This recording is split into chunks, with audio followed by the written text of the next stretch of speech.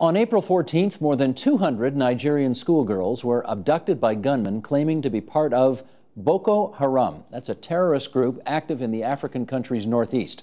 Since then, Nigeria's mothers, fathers, sisters, and brothers have been joined by thousands from around the world demanding the girls' release. Joining us now to discuss Nigeria's terrorist presence, the government response, and the involvement of the developed world, we welcome, in the nation's capital, Rita Abrahamsen. She is a professor in the Graduate School of Public and International Affairs at the University of Ottawa. And with us here in studio, Safiya Ahmed. She is Vice President of the Nigerian Canadian Association, and we're grateful both of you could spare some time with us tonight on this most awful subject. As we look at a map of the northeastern part of Nigeria where all of this is happening, Rita Abrahamsen, perhaps you could start us off by telling us how a group of men are simply able to walk into a school and do this. How could this happen? Well, it sounds and seems surprising. It's indicative of, I think, the neglect that the Nigerian government has displayed over the years of the Northeast. Boko Haram is a fragmented group. It moves through the areas of the Northeast, pretty much playing cat and mouse with the security forces, despite there having been an emergency rule in place for more than a year now. They're still able to avoid them. We know, and we just learned this today, that it seems the Nigerian security forces were warned of the attack but failed to act, which is in part, I think, indicative of two things. The Nigerian security forces and the Nigerian government really not caring that much, and secondly also the police in particular being frightened of the superior capabilities of Boko Haram and not willing to fight, to risk their lives and to do what we would expect security forces to do and to protect the civilians. Safiya, how would you characterize, because I suspect a lot of our viewers tonight don't really know very much about the northeastern part of Nigeria, so describe, if you would, that part of the country and its people. Well, that part of the country is predominantly Muslims, and there are Christians also in that part of the country. It's in the far northern part of Nigeria. That's where the girls were adopted. So, and mostly all the northern part, about, I'll say, 90% are Muslims. Boko Haram, which is, I gather, once translated, means against Western education or death to Western education, that kind of thing. Is the mindset that they have that girls should not be educated, is that prevalent throughout the northeast of Nigeria? That is not correct. It's just prevalent with that particular group, which are extremists, because I myself am from the north. I'm educated. My daughter is also educated. So it's just a minority, extremist Muslims that are going about this kind of, I'll call it a barbaric behavior that is unacceptable by the world. So Muslims believe that their girls should be educated up to anywhere university, have degrees, master's and doctorate degrees. So this is just a small group of people causing trouble and influencing the whole world. Rita, just before I get you back into this discussion here, I want to play a clip from the leader of Boko Haram, just so people can hear him in his own words and what he has to say, and then we'll come back and chat. Roll tape, please.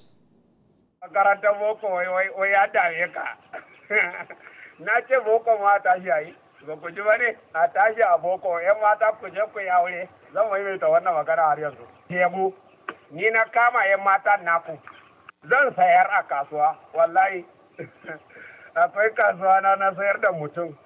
Allah ne ya ce in sayar, me shi ne ya umurce ni in sayar. Zan sayar da mata. Ina sayar da mata. This is a man, Professor Abrahamsen, who's saying some awful things and laughing as he's saying them. Can you help us understand more what this group is all about? Well, I think what we see with Abu Bakr Shakau is a man who's deeply influenced by extremist ideology and who hasn't really got a great deal of following in the northeast of Nigeria. He has become increasingly extreme, increasingly aggressive, and in the process has alienated more and more of the population in the northeast, including a lot of the other Islamic communities or clergy in the north. He seems to have decided that everyone, including Muslims, are his enemy, and I think that is ultimately now backfiring against Boko Haram, whereby we're seeing they're losing more and more support in the northeast. They have now had to, we know, resort to forced recruitment in order to get sufficient fighters, and I think the Boko Haram is splintering increasingly around Shekau's extremist leadership. And Safiya, besides wreaking the kind of havoc that he is now world famous for, what does this group want? This group want Islamic rule in the whole of Nigeria. The history of Nigeria is not main on Islam only. We have Christians and we have people that don't have any religion. They believe in paganism. So Nigeria is a free country that people have the right to practice whichever religion they want to practice. But this sect is extremely dangerous. They just want to bring the Sharia law, which the population of Nigeria, it's not accepting. And they don't want girls educated. They want girls to be enslaved. And Nigeria as a whole does not want this kind of thing going on. So they don't have much support there? No, they don't have no support because they're killing both Muslims and Christians, so there's no support. Have they always been this violent, as long as you've known about this group? Well, since this group came out, they've been violent, especially when their leader was killed. They became violent, so I'm hoping that we'll get more aid, even though Canada, the United States, and Britain has given us some aid, but we need more support to crush this extremely dangerous sect, Boko Haram. Rita, I guess it was about 5 years ago that the leader of this group was killed. Was that, do you agree that that was the demarcation point when they suddenly became much more violent? Absolutely. In 2009, when the original leader, Mohammed Yusuf, was killed, executed actually by the police along with several other leaders of Boko Haram, it marks a turning point. After that, Abubakar Shekau became the leader. They went into the bush, they went underground, they came back, they targeted police stations, they wanted revenge for the killing of Yusuf. They wanted those police and military officials that had killed Yusuf and others to be held to account. And it was a reaction against police and military brutality. So 2009 really marks a turning point in turning this group increasingly violent and aggressive. And I think what we've seen subsequently is just a continuation and an escalation of that. The military, the police have responded with harsh measures, and Boko Haram has responded in turn with yet harsher measures. So there's a kind of vicious circle of violence here. Safiya, I get no joy in saying this about your former country, but it is known as one of the most corrupt countries in the world, as you know. And I wonder whether people trust the government any more than these terrorists to keep them safe from these terrorists, given how people feel about the police there. What can you tell us about that? Well, I'll say most government of the world is corrupt, no exception. But at the same time, this particular government, I think they've tried their best to use all the resources that they have, but unfortunately, Boko Haram has more sophisticated weapon than, I'll say, what the government is using right now, and that's the reason why the government came out to ask for external support from the Western world. So we're hoping we're going to get that support, even though most governments have pledged, but we're still looking for more support. The president's name is Goodluck Jonathan. That's correct. Do you think he is seized of this issue and really wants to do something about it?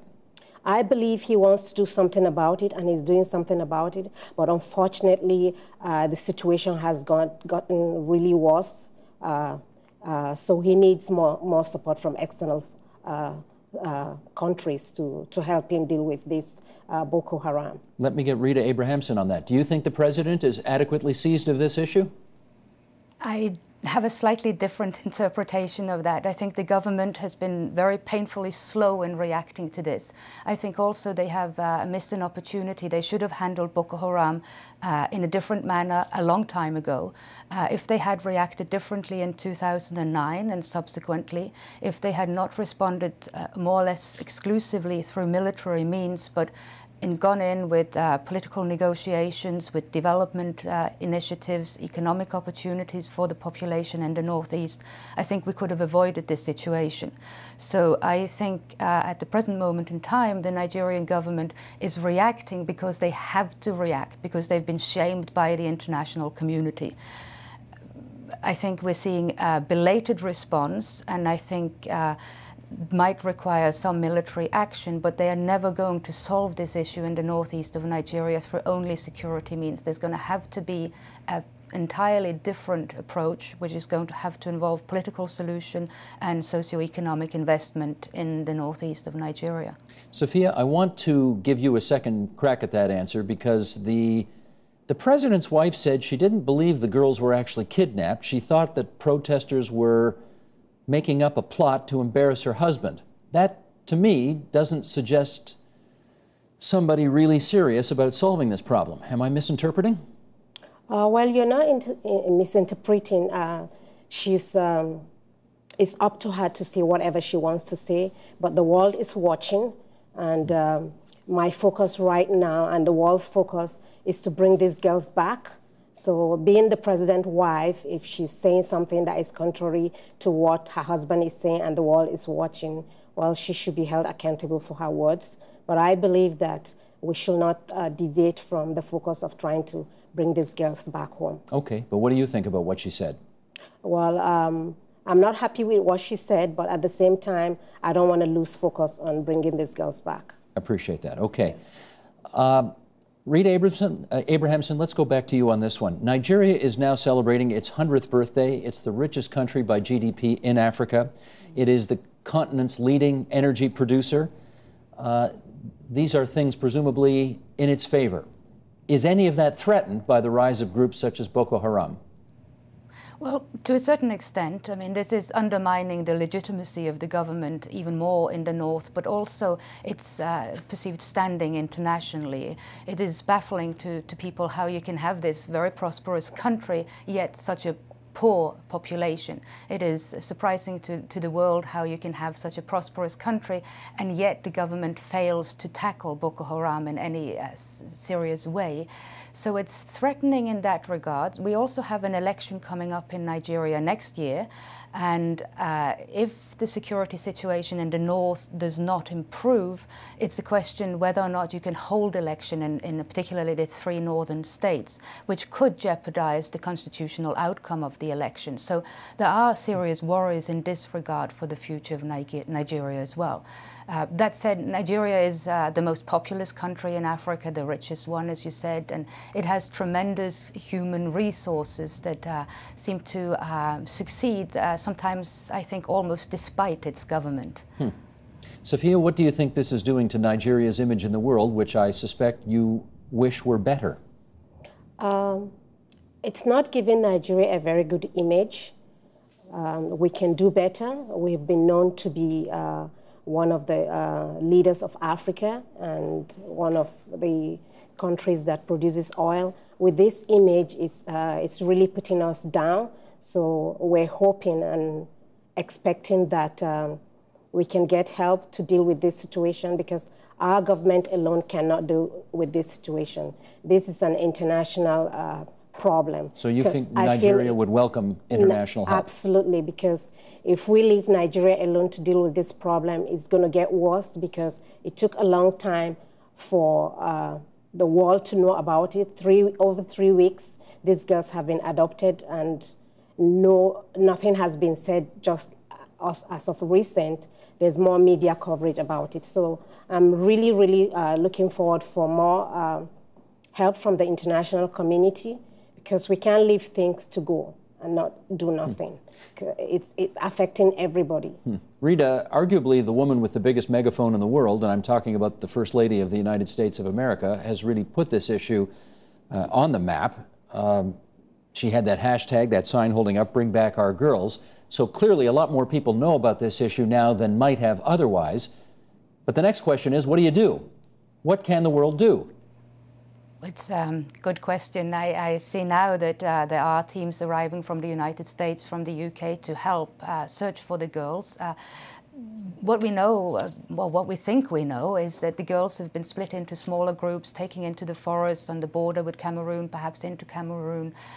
Finding them is going to be tricky. Whether or not there's any kind of bargaining that can be done with the Boko Haram about this is tricky to say. So I think there is international support now, but I think also we all hope the girls will be released and found to be well. I think still, once that has happened, the issue of Boko Haram and the security situation in Nigeria and the northeast is not resolved, and one has to continue working on the political solution, the development solution, after this particular issue is over. Well, I wonder, Rita, if I could follow up with this. You know there are going to be people watching this right now saying, Britain's involved, France is involved, the United States is involved, Canada has offered its assistance as well. How about those countries put together a landing force of about 50,000 soldiers, go in there, find these people, and kill them all? Would that be a reasonable thing to do? It might solve the immediate issue. What we know from that kind of anti-terrorist campaign is that mostly it just leads to a blowback effect, where people get further angry, more aggressive, and more turned against the government. So I think a hardcore response of that military nature is likely to backfire. I'm not saying that there must not be any military action against this group, but I think what we have seen and what we've really learned, if we look at the history of Boko Haram, is that it is from that moment of the extrajudicial killing of Muhammad Yusuf, the former leader, that the radicalization and the violence really started. So I think just going in hardcore with guns blazing is not the preferred solution in the long term. Sophia, and what I kind actually don't think... I'm sorry, finish the thought? I was just going to say, I actually don't think the international community has much appetite for that either. Sophia, this is a heinous crime. What kind of response do you think it requires?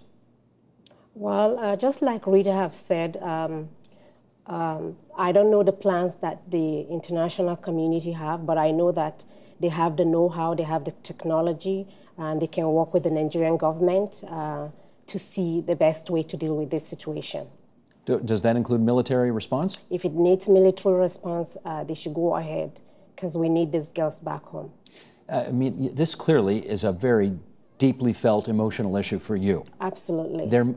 Are there times when you just think, I'd love to see a whole bunch of soldiers go in there and clean out this problem? That's correct, because I have my own daughter right there right now, and every day I'm shivering to, you know, if anything is going to happen. So. And I know those mothers that their kids have been taken away from them, they've not been sleeping for the past 3 weeks. So the more we wait, the worse it's going to get. So we need to do everything that we can to bring these girls back home. Have you been in touch with your daughter lately? I talk to her every single day. I text her, I email her just to see how she's doing. And she's okay? She's okay, yes. Fingers crossed. I want to thank both of you for coming onto our program tonight and helping us understand this most confusing problem. Rita Abrahamsen, in our studios in Ottawa. She's the professor of African politics at the Graduate School of Public and International Affairs at the University of Ottawa. Rita, thanks very much for being there on the line from the nation's capital for us. And Safiya Ahmed, the vice president of the Nigerian Canadian Association. Great to have you on the program tonight as well. Thank you for having me. Support Ontario's public television. Donate at tvo.org.